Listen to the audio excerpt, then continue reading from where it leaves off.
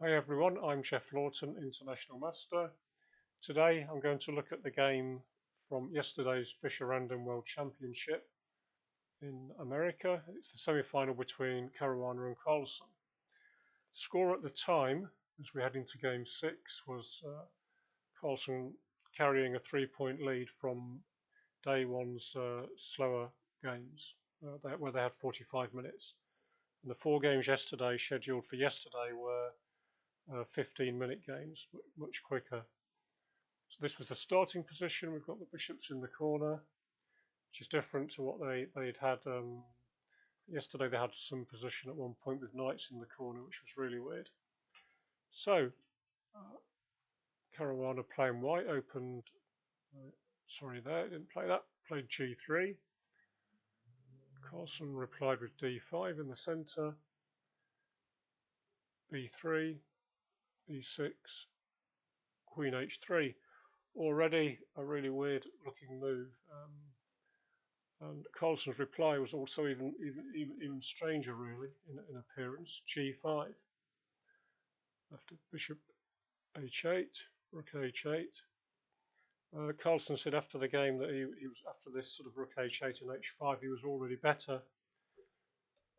And also he said that this was the reason why we play Fischer Random after Castle's h5. He said you get this position which you just can't get in a normal game after so few moves. And you know, whereas they played a few games yesterday which after about 10 moves you couldn't spot the difference, but here you definitely can see that this is not arisen from a normal game. The queen simply doesn't get to this square. So c4, d4, e3, trying to challenge the center, and now knight c6. So Carlsen's not concerned about bishop takes knight. If he'd gone here, Caruana, because then sort of maybe if knight e2, he could perhaps just go c5. And the bishop, which is in the corner at the beginning of the game, then has this fantastic diagonal, and white doesn't have a white squared bishop to defend.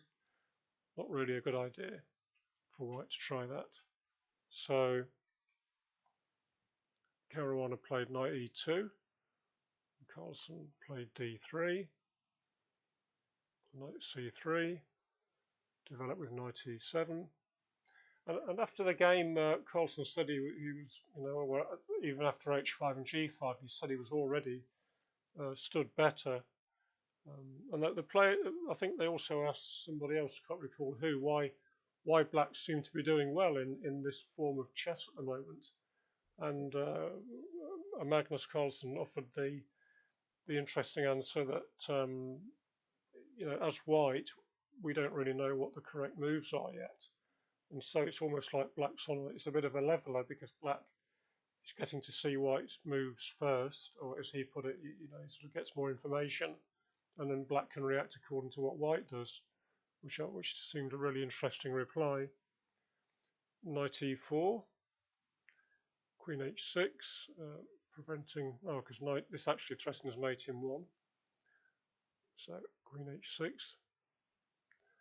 and now f4, trying to get some space. g4, keeping the queen boxed in. Queen g2, h4. Knight c3, white develops, and now Carlsen castles with his king first. So in this particular position, white's main sort of problem is the queen on g2. You know, it's well and truly boxed in, and while that is there, while that is on that square, then also the bishop isn't so good, and black's got this strong pawn here, so everything's a sort of in black's favour already. And now knight g5,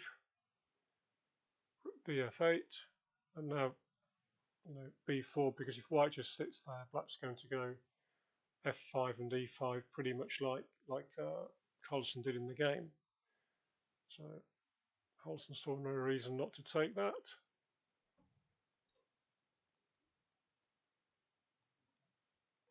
Yes, he did. I apologise.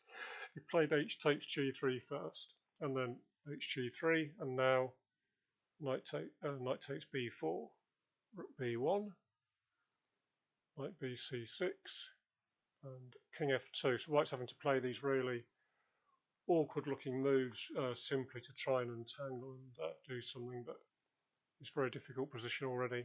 f5, rook b3, and now e5. Of course, you can't take this, which is sort of you really want to stop this coming here, but unfortunately you can't because the knight would be on pre.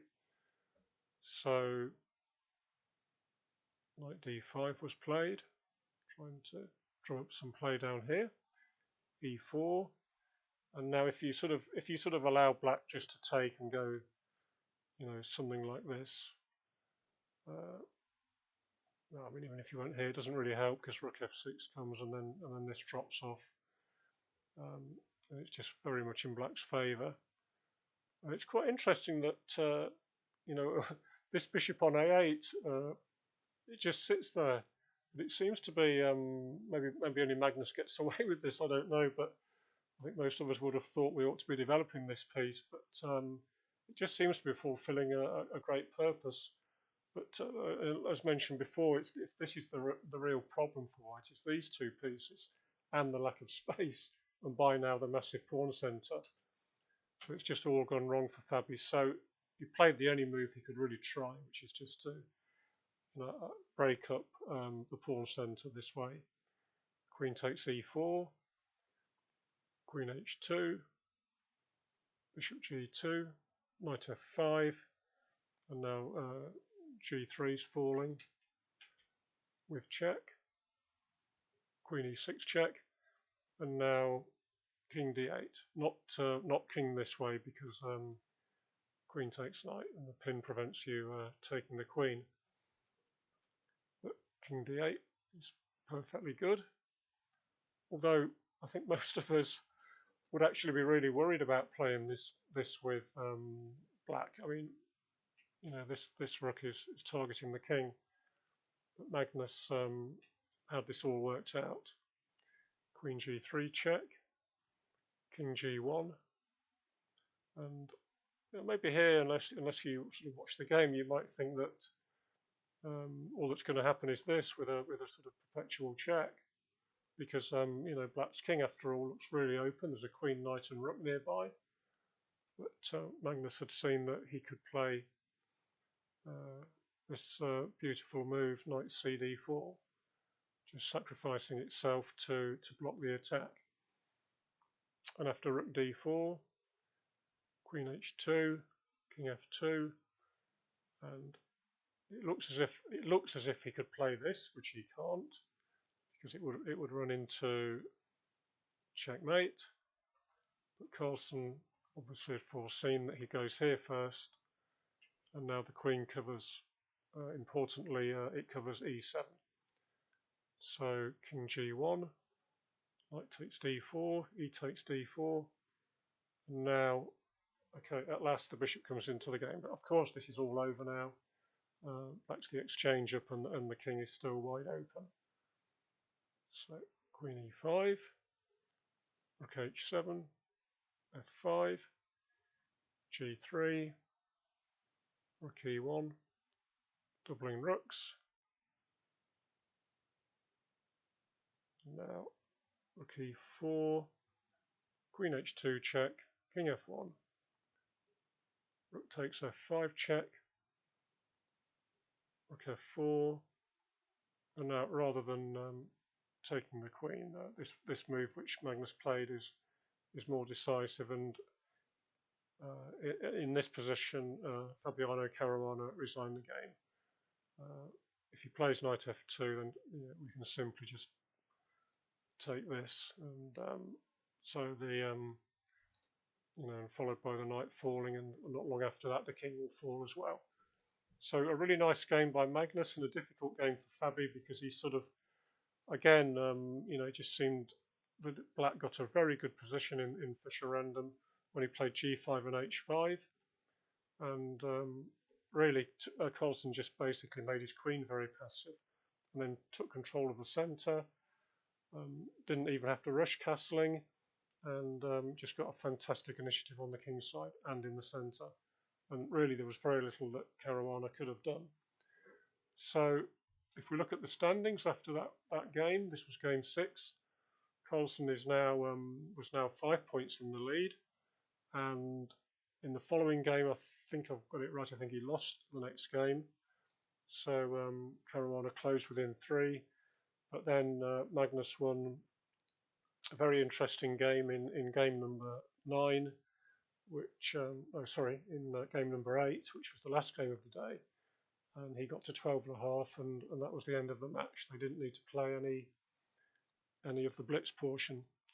So I hope you enjoyed that game. I certainly did. It's Fischer Random looks like real good fun, and it's fantastic that the top players are embracing it. Thanks for watching. If you enjoyed the video, please give it a thumbs up, and even better, subscribe. Thank you very much. Bye-bye.